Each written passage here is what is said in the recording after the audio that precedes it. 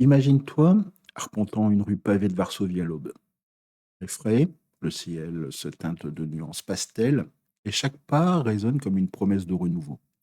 Soudain, dans le murmure de la ville qui s'éveille, frisson parcourt ton échine. Tu perçois, comme un murmure du passé, l'écho d'une tragédie lointaine et vivace. Aujourd'hui, nous allons explorer ensemble la douleur et la résilience, la mémoire et l'espoir, incarnée par cette journée du souvenir des victimes du terrorisme.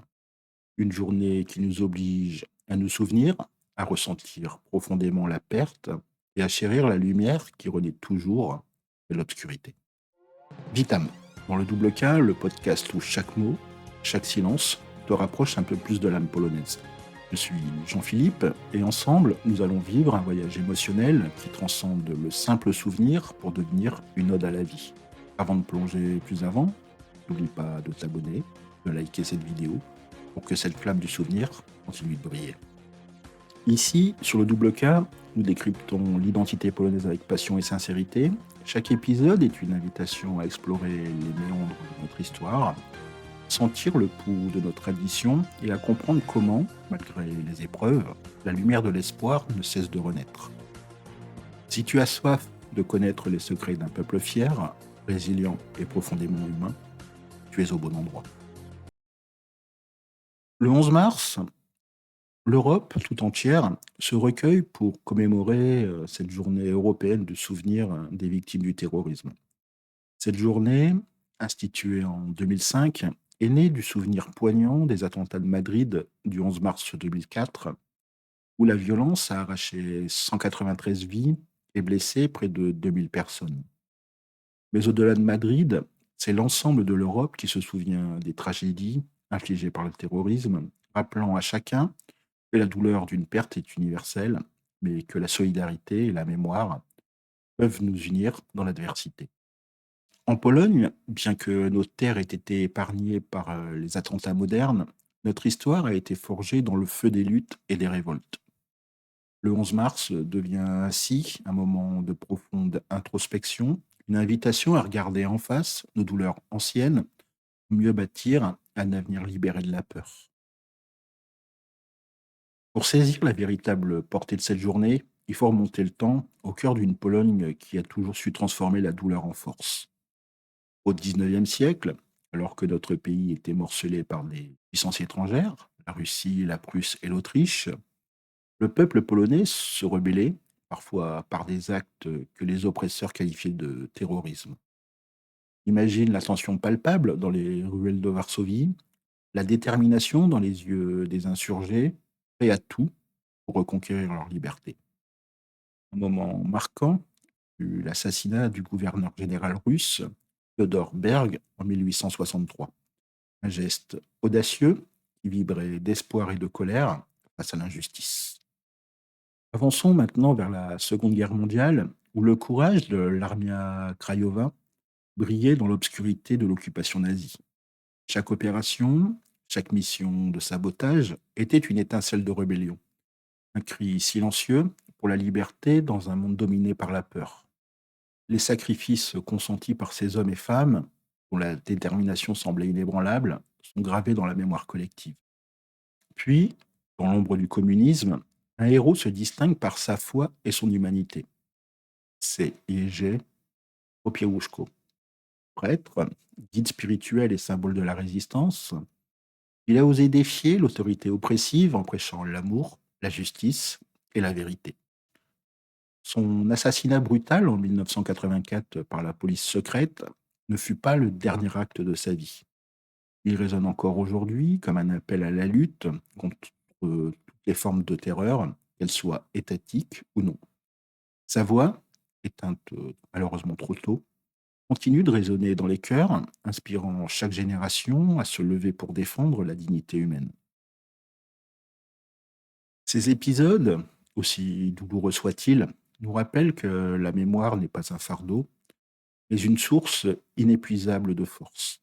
Ils nous enseignent que, même dans les ténèbres, l'esprit polonais ne cesse de briller par sa résilience et sa capacité à se reconstruire. Comme tu l'imagines, en Pologne, ce 11 mars, c'est bien plus qu'une date sur un calendrier.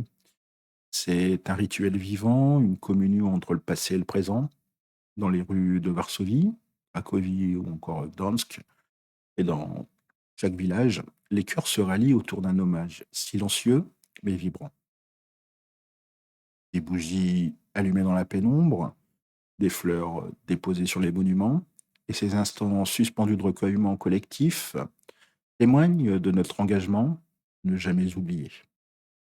Dans les écoles et les universités, le devoir de mémoire prend une dimension complètement pédagogique, à travers des débats passionnés, des expositions émouvantes et des témoignages poignants.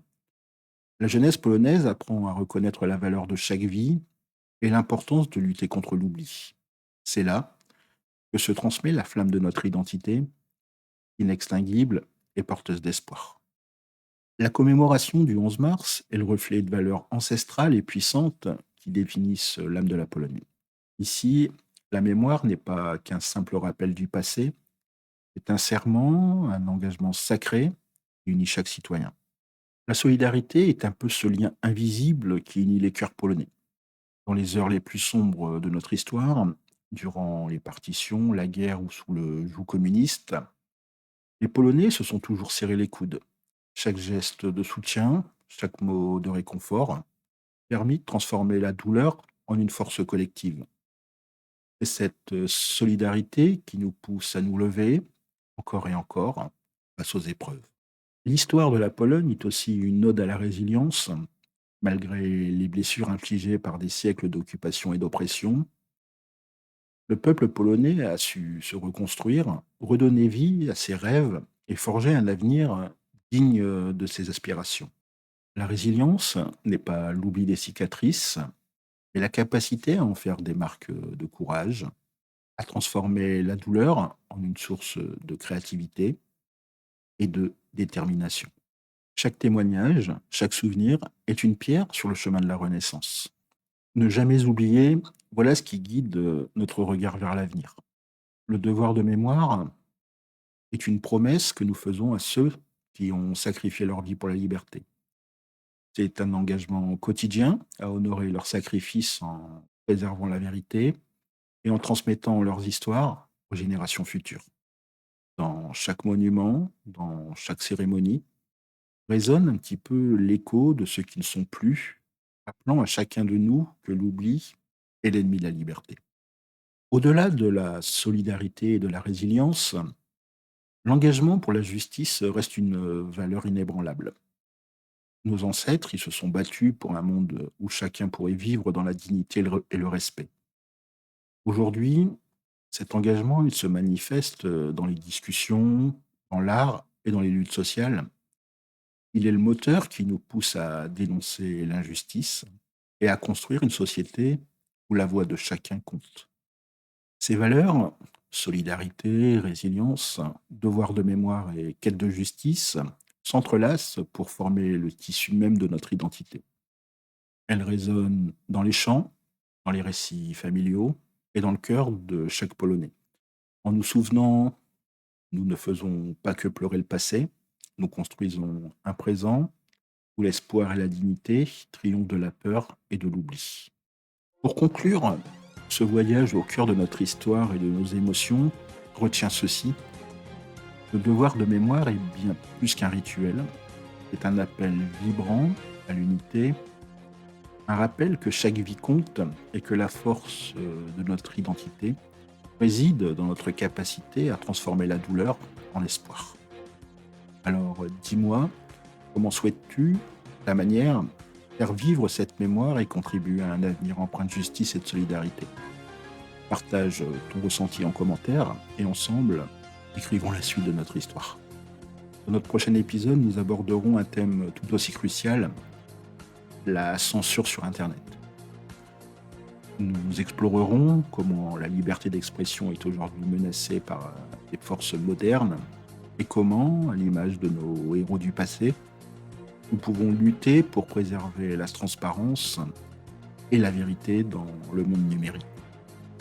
Ne manque surtout pas ce rendez-vous où se mêleront passion, vigilance et engagement. Si cet épisode a touché ton cœur, et éveiller en toi cette flamme du souvenir, n'oublie pas de liker, de t'abonner et d'activer la cloche pour continuer cette aventure ensemble. Et si tu souhaites soutenir le double K, tu as un lien dans la description. Ensemble, faisons résonner la mémoire, portons haut nos valeurs et écrivons une histoire d'espoir et de résilience.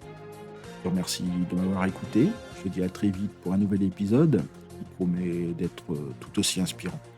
Je te souhaite une très bonne journée. Miregonia. À demain. Do Yutra. Très bientôt. Dozo Bacchenia.